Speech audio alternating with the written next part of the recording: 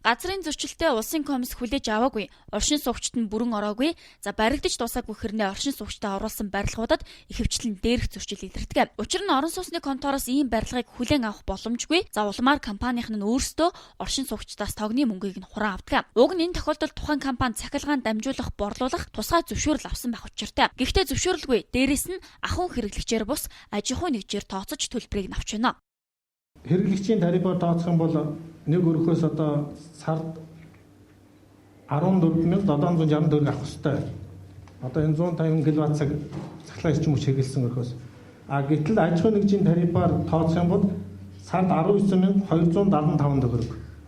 Тэгээ энэний зөрүү болохоор сард 4,515 төгрөгийг хууль бусаар авчээ. Өнгөрсөн оны 7 дугаар сард эрчим хүчний үнэнд өөрчлөлт орсон.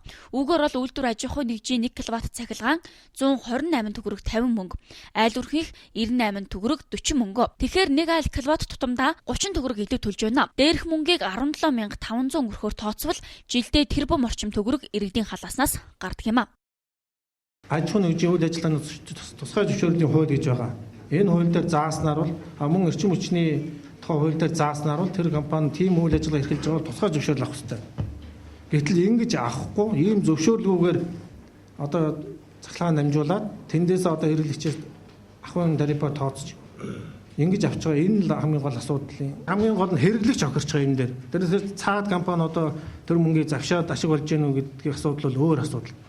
Одоогоор цахилгааны төлбөрийг хууль бусаар тооцож авч байгаа 170 гаруй барилга нийслэлт байна. Энэ асуудлыг шийдвэрлэж хууль бусаар иргэдээс цахилгааны төлбөр авч байгаа компаниудын зөвшөөрлийг хүчингү олгох зэрэг арга хэмжээ авах шаардлагатай байгааг тэд онцоллоо. Гэхдээ харьяа байгууллагууд нь өнөөдрийг хүртэл тодорхой арга хэмжээ аваагүй байна. Тиймээс улсын хурлын өргөдлийн байнгын хороонд хэрэглэгчийн эрх ашигыг хамгаалах нийгмийн холбоо хандхаар болжээ.